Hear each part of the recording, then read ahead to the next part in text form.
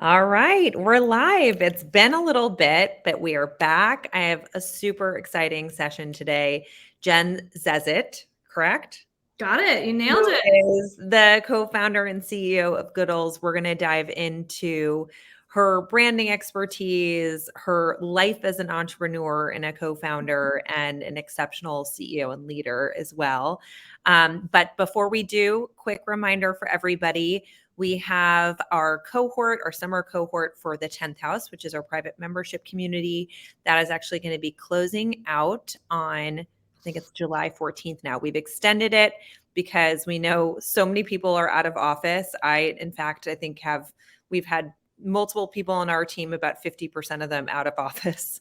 And I'm actually planning to be out of office soon. So for you all to be back in front of your computers to be able to apply, we'd love to have you join us. You'll get access to resources, tips, tools, and most importantly, one another, because there is nothing more important, and Jen, you can probably align with this, than having a community of other founders who are going through similar things. Because when you have answers, they're urgent, or when you need answers, they're urgent. Yeah. And the best people to ask are really the founders that you can find around you. So definitely sign up. But without further ado, I'm going to dive into Jen, because I was saying to her before we jumped on, I could literally sit here for hours and ask her questions about the myriad of experiences that she's had. But we're going to try to get to the meat and potatoes very quickly, and the noodles of what she does. Good job. So I'm just going to do a quick intro. But in November of 2021, so recently, Jen co-founded GOODLES with a mission to reformulate mac and cheese, the ultimate throwback indulgence, using real ingredients to be loved by all ages. Since then, Jen and her founding partners have been reinventing the multi-billion-dollar prepared pasta aisle, developing delicious, nutrient-dense, and exceedingly popular mac and cheese and pasta. But that's not Jen's first rodeo. She's actually a 4-time CEO, a 3-time founder. She's had 15 years of experience leading, branding, marketing, and operating mission-driven startup brands like Cerebelli, Beckon, and Scout Labs. She's an idealist and a mobilizer at heart, with a talent for inspiring the best talent across the corners of the industry to come together and build visionary, impactful, and game-changing products. GOODLES is the culmination of this work, a tiny noodle with big dreams to make, be, and do good. And I have to thank you, because I am the biggest mac and cheese fan, and I think I stopped letting myself eat it when I was like, except for like, an indulgence here and there, when I was like 18. And so here we are. I'm excited to start eating it again. And my kids, it's every single one of them, it's their favorite food. So I can feel good about giving it to them. Oh, that's amazing. But I'm going to dive in and start asking you questions, because, again, want to get to the meat of everything that you've done and your incredible wisdom. But first off, you have CEO in your blood. You started off working for a CEO at the ripe age of 14 as an assistant. What is the backstory that led you to working for CEOs at such a young age? And how do you feel that created the foundation for you to one day become a successful CEO? Oh my gosh. Well, I don't know about all that. First of all, that intro was kind of crazy. Yeah, there are no CEOs in my actual blood, but I think what you were referring to is when I was 13 years old, taking a walk around the neighborhood. I saw a sign on a tree that said dog walker needed, and I was loving walking dogs. So I walked her dog, and it turned out she was the CEO of an amazing company who was a coach to other CEOs around the globe. And I started doing more and more for her. Pretty soon, I got to be working with her and alongside all of these amazing CEOs. And I ended up ghostwriting a business book for her and all kinds of crazy stuff. So I think the takeaways are randomness and luck play such a huge role in everybody's lives. And please look at the trees, and always, like, if there's a message on the tree, you never know, like, read the message on the tree. So But I certainly, I guess my mom would say it started even sooner because she always called me a bossy little girl. So high five to all of us bossy little girls out there. I know. I'm very glad to hear that because I have two incredibly bossy little girls. And I actually listened to a podcast where you had sort of talked about these characteristics and traits when you were young that now have really served you. And it makes me happy because my kids don't listen to a word. My girls don't listen to a word that I say, and they're constantly, just doing whatever their will tells them to do, and just going against the grain. And so I'm hopeful that one day that will pay off. So as mentioned in your bio, you've experienced leading, branding, marketing, operating major brands, of course. So when it comes to the first 12 months after launching a business, what key things can businesses do to reach their target audience in a meaningful way? Oh man, first 12 months after launch. I guess I want to at least say that it's really the 12 months before launch that probably makes or breaks everything. Because that's when I think the ultimate success of the company is probably established before launch. It's the market that you pick to go after. It's the amazing product that you hopefully build. It's the incredible team that you hopefully gather. It's the investor partners that are going to either make or break you, that you invite to be around the table. That's the time when you build culture and values and establish like the promise that you want to keep for your brand with your ultimate fans. For us, it meant, creating we have a little community. We're called our do-gooders. Our community, our fans started way before we even launched. We did taste testing. Yeah. We did. It was the middle of COVID. It was 2020. And so it was not easy. But we were FedExing around so many little weird baggies of brown, strange noodles to our community of do-gooders. But we had thousands of them before we launched. So, and they became our, evangelists and everything that helped build the momentum into our own launch. So, I think that obviously you can pivot after you launch, but pivoting just means it takes a little longer. It means you're going to have to raise more money. It just means all of those sorts of things. So I guess the 12 months after launch, you're in like execution mode and you are just like making it happen. And there's a lot of, believe me, there's bobbing, there's weaving, there's ducking, there's, oh my gosh, and there's micro navigation that you got to do just to keep hustling and hustling and hustling. And I think it's that first 12 months that truly are so key because there is a company launches with almost no internal momentum. Like if you stop doing what you're doing, the whole thing grinds to a halt. So there's just so much life force and so much fun that goes into that first 12 months. But really, I think that the ultimate success of the company was probably established. Can you talk a little bit about, because there are probably a lot of companies out there that are about to launch brands too, or launch additional products. What goes into your go-to-market strategy? And like you said, you already had a community of do-gooders. Like, where did you find those individuals? How did you find those individuals and get them to be open recipients of bags of noodles? I mean, for community, go-to-market plan is, community has always been the core of this. So I think it started with our very geographically diverse team. We're in a bunch of different areas because we really wanted to make sure that we built a brand that was not going to just do well I'm in Santa Cruz, California, which is in the Bay Area, which is a particularly healthy, premium, pocket of the universe.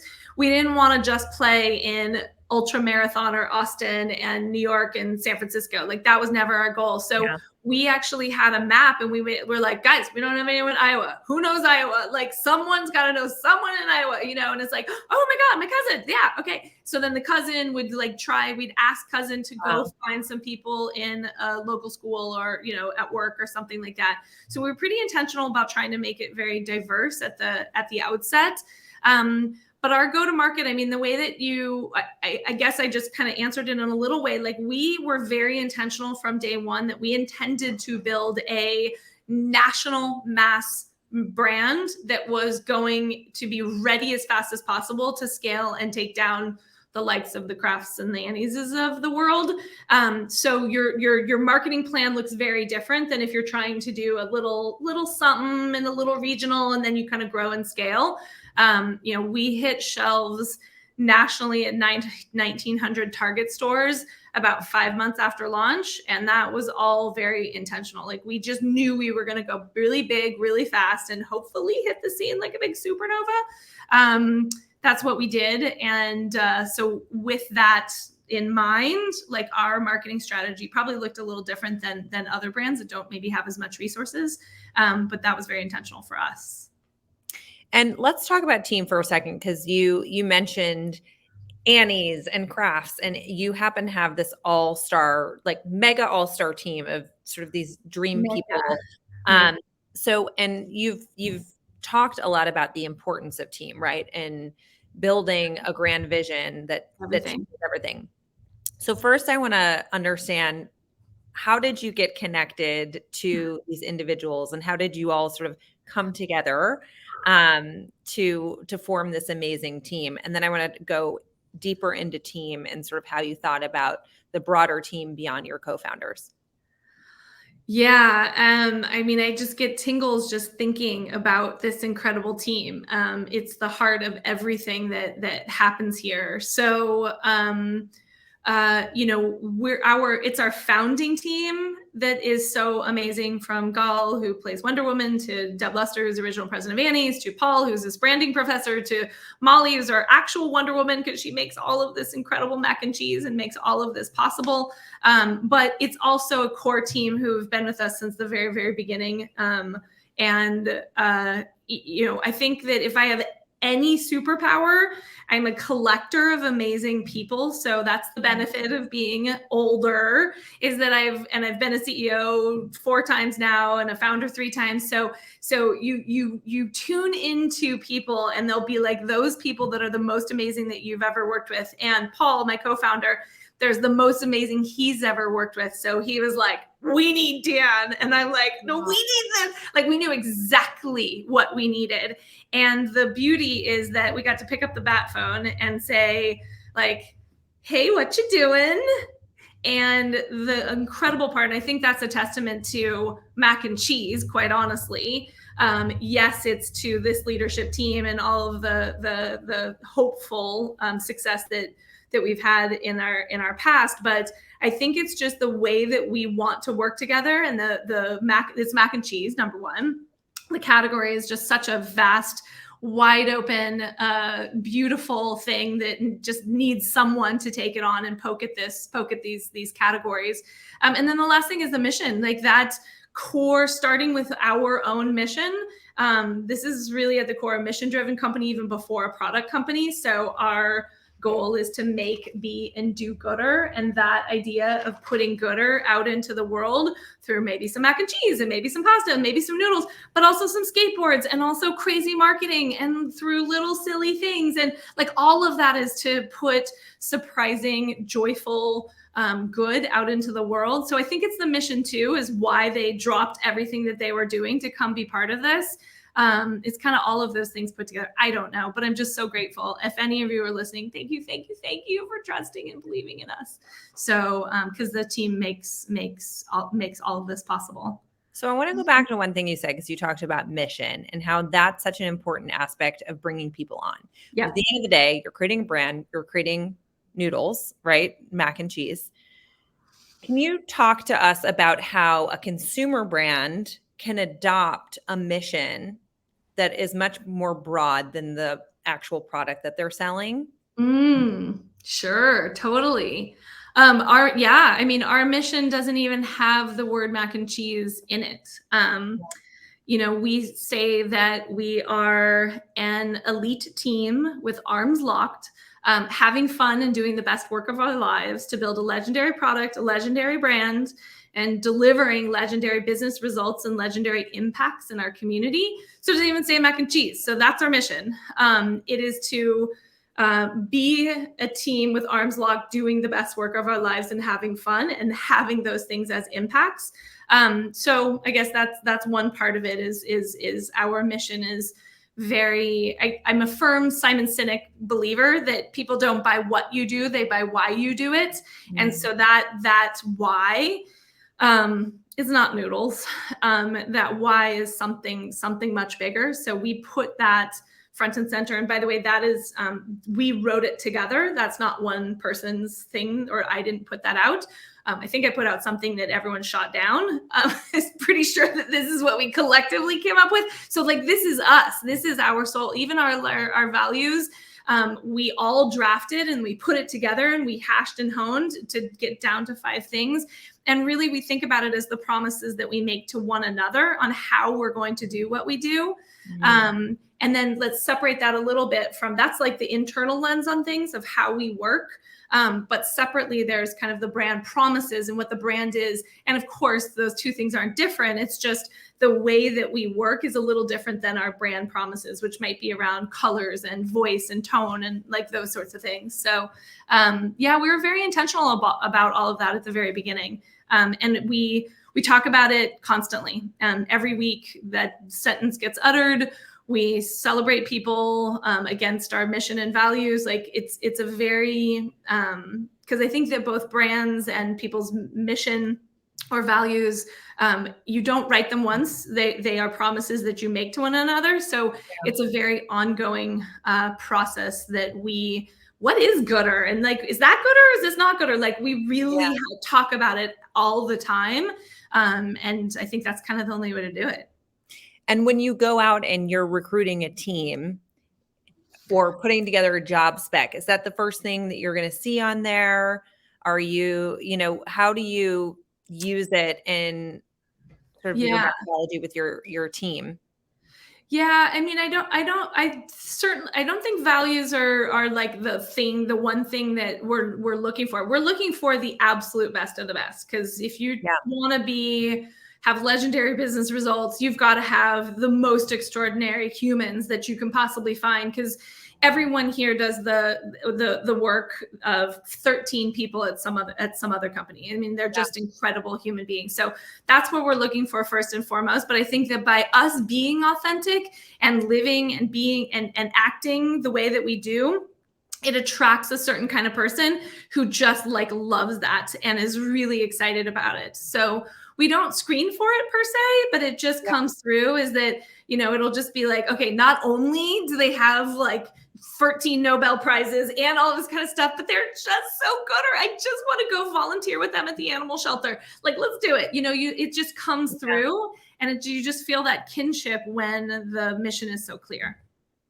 I love that. And then going back to the branding, right? A lot of people are creating products that already have competitors in the market. You guys are certainly not for lack of competitors that are on the shelves. What are some of the strategies that you've employed that you're really proud of from a branding perspective that you think has allowed Goodles to stand out? Yeah, no, I mean, you said it perfectly. I mean, we got one competitor that sells 1 million boxes a day and has been around for 80 plus years. Another one, and by the way, they all have like 40 billion in market caps or something like that. And marketing budgets, they're like a bajillion times bigger than ours. And the others, been building market share for 33 years. So, we can't outspend them. We can't out coupon them. We can't out slotting fee them. We can't hire cuter models for our commercials. We can't do commercials. So like the only thing that's really left and what we were very intentional about is that we can, first off, we can change the game because we can't win by their rules. So we have to play a different game. And so the game that we can play is a very authentic, a very kind of weird, a very scrappy, low budget. We can play that game really, really well. We can also play the premium, the high end, the not just for kids anymore, because both Craft and Annie's made a decision to be kind of a kid-focused brand. And we can launch with mover and shaker, or jalapeno, like a jalapeno popper, but with attached chilies. We can do shaved black truffle. Might be doing something sweet with alcohol. Like we can go to places that a kiddie brand would never go. And so once you see that there's white space, you just gotta double down on that. So our from the branding for us, we just have to stay so true to that because it's ownable and it's what we can do, and they can't really follow because bigger brands have been, they've spent 80 years and 30 years respectively standing for something that is not adult, sophisticated, sexy at all, nor have they stood for premium or high nutrition or any of those sorts of things. So like that's the white space that we can own because we can't really play their game. So we'll show up on shelf and, they're going to totally try to take us out by dropping their price to like 20 cents or something, or 70 cents or whatever it is. Can't follow. And we just don't. But if it's a different game and it's a different audience that doesn't care about cheap and is interested in premium nutrition and premium and a beautiful, sexy, weird, scrappy brand, then we win. So that's kind of how we approach everything. We have to. We don't have a choice. And just going back also to the community. So you've built this wonderful brand. You've built this community from the outset before you even launched. And with that community, you even have people that so much as like tattoo Goodles on their arms. Can you talk about sort of some of the few of the key elements that you've employed to garner such a rabid community for your products? This is such a tough one because I can rationally tell you several things that I truly understand. I think people love the bright colors. I think people love mac and cheese. I think people love the fact that it's great nutrition and it truly tastes delicious so that you don't feel the guilt. So you feel good times 2 or exponentially because you feel good because you're eating the nostalgic thing and your body feels good. Like it's low glycemic index, it's fewer calories, it's higher protein, it's all of these things. And it tastes good. So those are the rational things that I know. I know they love the brand. I know they love the colors. I know they love the juicy, bubblicious logo, like all of those things. But then there's something that I don't understand. And honestly, if anyone has any insights, please let us know because there are just things that we could never have anticipated, whether it's, being invited to a bunch of weddings or we get so much fan art. We get people dressing up like us as our box, not me. And by the way, it's not like Gall is invited to the wedding or I'm invited to the wedding. It's our noodles. Like the box is invited to the wedding. People dressed up as Chetty Mac for Halloween. This was 10 months after our launch. There's an irrational thing that none of us can really put our finger on. Okay, my creative director will probably say like, I know exactly what's going on, but I don't think he does. And I think it's one of those things where there's just something about this combination of things that's just magical. And hats off to this incredible marketing team and operations team and just this flawlessly executing, but there's some little pixie dust in there. And for the people, I don't say pixie dust ever. Like I'm a very rational person, but I am being honest right now. There's something happening that I don't totally understand. So. Well, I want to, because I think a lot of what you've learned is now embedded, right? Like you've spent a lot of time in this space, building brands, building companies. So I do want to go back a little bit into your history because I think that is so much of sort of what has gotten you all my mistakes, where you are. Mistakes. Yeah. Okay. Let's do it. Well, so I want to talk about one of your first jobs, which right out of college, you worked for Cost Plus World Market, right? As a buyer. Mm-hmm. Is that correct? Yeah. You said you were in Target already when you launched the business, which is definitely a huge leg up. What do you think you learned in your process on the other side of the table as a buyer that has helped sort of give you a leg up or a competitive advantage when it comes to being able to get Goodles on the shelves so quickly? I mean, I was like 18 and fresh out of college, so I don't know that I did, but I was a buyer for food, for gourmet food. And I think that it's so fundamental. It's really, really, really basic. Like a buyer wants to make the most money and the most margins. And so and have exclusivity or something new or different. So like with those three things, you can kind of play with it. And I think the beauty of the kind of GOODLES conversation that you bring to the table, that we can bring to the table, is it's like, we're by skating to white space, we didn't design the company to totally replace. We don't think craft is going to disappear at all. There's a huge market for the cheap, basic, old stuff. And you, hey, buyer, you get all that and you get all this. And we actually have got data showing that we're massively growing the category. Like, just like you said, you haven't eaten mac and cheese since you were 18. There is tens of thousands, if not approaching millions of people who are in your same category. So we get to go to a buyer with just like an amazing story about, you know, our revenue per SKU in the category and incremental revenue. So like it's very simple. Like the buying math is really key. So knowing that math going in and how you talk about the proposition actually unlocked everything. Because if we went in and said, we're going to take down Kraft and Annie's, they're going to be like, okay, that's a lot of money that is going to go down. Like, they don't really care about, they won't want you to replace that revenue. It's great revenue for me. Yeah. Why don't we double it? Why don't we say, keep all that? And guess what? We're going to bring in twice as and double it, or whatever it is, right? It's a totally different message. So, all of that's connected. That is a great question. All the way back to like the white space decision that you make at the very, very beginning. That can be the thing that unlocks retail conversations. And you made, like, those are decisions that we made way before we launched, you know? So yeah, I love that. And I also wanted to talk about mindset, because I feel like one of the reasons that you are where you are is because you have such an amazing mindset. And you said that that's shifted over time. When I was listening to a podcast, you had talked about this notion of less playing. Initially, you started as less playing to win and more playing not to lose. I can't believe people actually listen to those things. Oh my gosh. No, it's so, I mean, it's so interesting and it's so true. Yeah. But when you're thinking about not losing, it's a very different mindset, obviously. Yeah. Can you explain how tactically perhaps you had that shift and what the difference is? Because I think it's nuanced, right? But I so agree with that. And I've always said that, like, let's not make decisions from a place of fear. Let's make decisions from a place of opportunity. And I'd love to sort of hear your thoughts on that, or how you sort of employ that as a leader, and as sort of the person steering the ship. Yeah.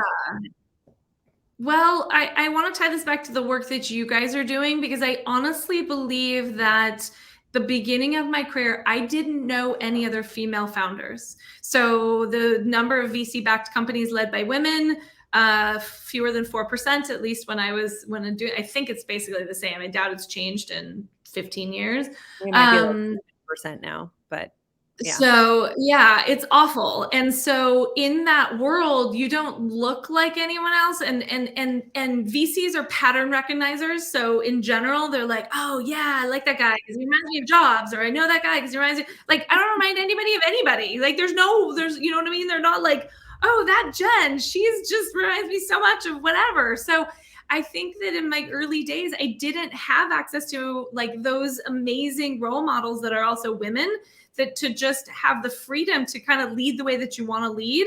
So I think that's the reason that it was so hard for me in the beginning. And I think just obviously that, you know, with each success, you get a little more confidence. But I'm also just a very passionate person, but I don't think I ever showed those things as much before, because I just felt like that's just not what like CEOs do, because I just didn't have someone to model against. So anyway, back to you and the work that you're doing. Thank you for doing this, because we have to see one another and get inspired by pieces and elements that you want to pick and choose of people. So I think that that's why it took me so long to get there. But now as a team, like we're very send it, like just try it. I mean, we did this April Fool's thing. Those in the workshop already saw this, but it was April Fool's. We have lots of fun names and funny names, you know, Here Comes Truffle, and things like that. Those are all the names that make it through the machine and approvals and copyrights and trademarks and all that kind of stuff. There are so many that are either really inappropriate or just such groaners. What were we thinking? Like, leave that thing on the cutting room floor. But we had this idea on April Fools to bring that back, and they're just hysterical. So let's change the whole website and we'll switch out all the names. And so Twist My Parm became Kiss My Asiago. And all the whole website just swapped out for just one day. And it literally said coming never and all of those sorts of things. Like, why not just be kind of silly and be kind of weird? Because it made us crack up when we came up with these names. So it's like, just share the joy. And lo and behold, what the people in the workshop got to see, we crushed it. Sales like through the roof. And we were like, do people know it's a joke? Like, it's a joke, guys. They're not getting Kiss My Asiago product in the mail, right? And customer service was like, no, everyone gets the joke. They just think Goodles is hysterical, and they just are reminded that they just love you and they just want to buy more product. So we had like a 16x return on that for just being weird. So, that mentality of like, what's the worst that can happen? First of all, we're not spending a ton of money on anything because we don't have a ton of money. So like, just give it a try. And as a matter of fact, if we all agree it's a good idea, it's probably a bad idea because it means that we're too cautious or safe. There are plenty of things that we do where I'm like, oh my God, I think we're doing this because either I don't agree or someone doesn't agree. But like, if it makes you kind of uncomfortable, then you're probably onto something. Then you're probably doing something truly provocative and new. And that's just a culture that we have here, and a team. Like, we hire people who have that, and we have in leadership roles amazing heads of marketing and heads of brand, and that are just, stewards of this incredible brand. And then we keep our promise that we're going to be weird, and we're going to be cheeky, and we're going to be scrappy, and we're going to be all of those things. And we hold ourselves to it. And that's what a branding is promise that you keep to your consumers, that you're going to act a certain way. So we do it. I love that. It's a promise. Last thing, and then I'm going to let everybody go, and we're a little bit over, so apologies for that. But Jen, best advice you've received as a founder, not a CEO necessarily, but like a founder. Best advice ever is the way that you form the company and the way you set up your board structure and those boring documents that like what's even in there? I don't know. You just sign it and just incorporate. Your outcome as a company was actually dictated the moment that you set it all up and you set up those controls and those board structures. That stuff really matters. So make sure you really know what's in there, because so much life force and energy is going to go into bringing something to life. It's a miracle that anything new ever gets launched in the world. So better make sure that you have the control, that you understand all those frameworks, because otherwise what are you doing it all for? So that's probably the best one that I've ever gotten. And I've made the mistake multiple times. So we're here making new mistakes, but at least my fourth time here as a CEO, we're not gonna make those mistakes anymore. Whew, those are bad ones to make. We're making different ones, as I said, but that's a pretty important one. So check and make sure you really understand that stuff. Love it.